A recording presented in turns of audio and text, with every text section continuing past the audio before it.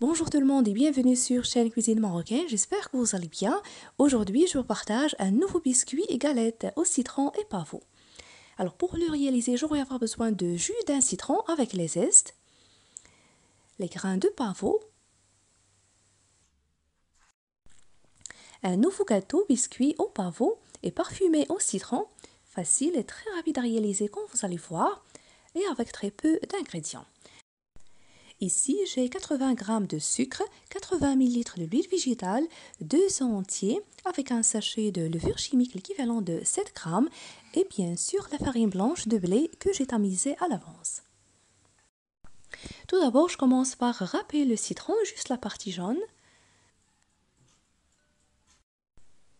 J'aurai besoin aussi de jus.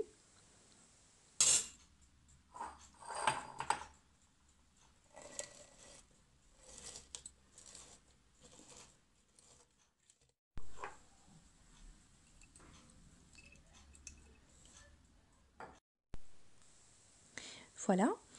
Maintenant, j'ajoute tous ces ingrédients dessus, sauf la farine et la levure. Sans oublier la pincée de sel. Pour les œufs, je garde le jaune d'un œuf pour la dorure.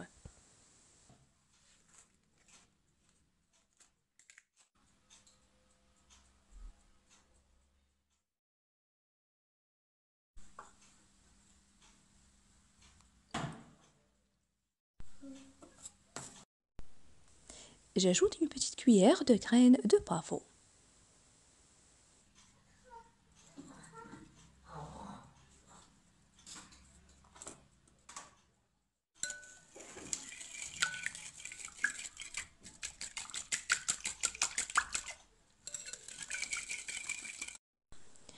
Maintenant, je rajoute la farine petit à petit sans oublier la levure jusqu'à ce que je ramasse la pâte.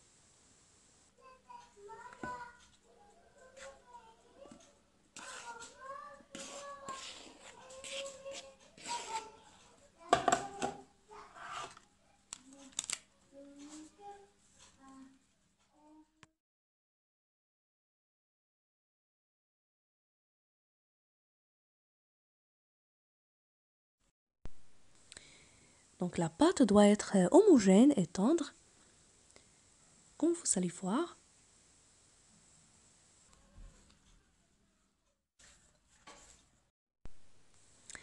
La voilà, regardez la consistance. Elle doit être comme ceci. Maintenant, entre deux films alimentaires, je l'étale à l'aide du rouleau à pâtisserie. C'est plus pratique et plus facile au lieu de saupoudrer à chaque fois la farine.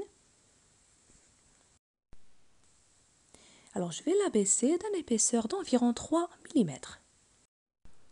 Et pour ne pas oublier, pour la quantité de farine que j'ai utilisée, c'est 250 g seulement.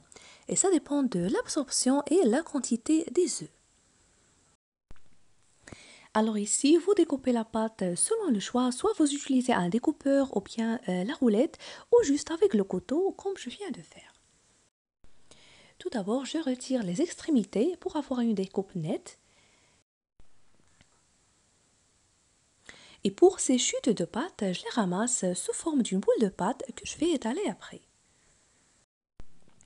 Alors cette fois-ci, j'ai choisi de découper la pâte en losanges.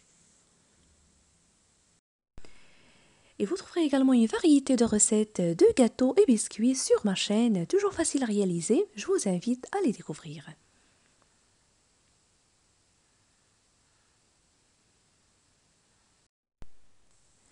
Une fois terminé, je les place dans un plat qui va au four chemisé de papier cuisson.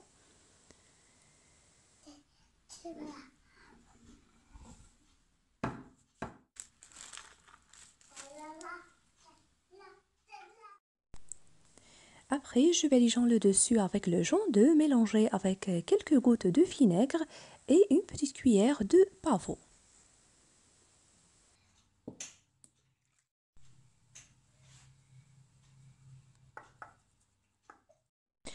Pendant ce temps, j'ai mis mon four à chauffer à 180 degrés, alors je vais les enfourner pendant environ 12 à 15 minutes en les surveillant.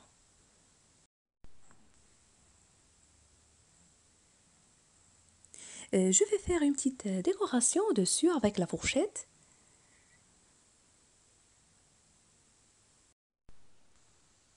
Alors pour la quantité de gâteau que j'ai obtenu avec ces ingrédients, j'ai rempli 2 plaques.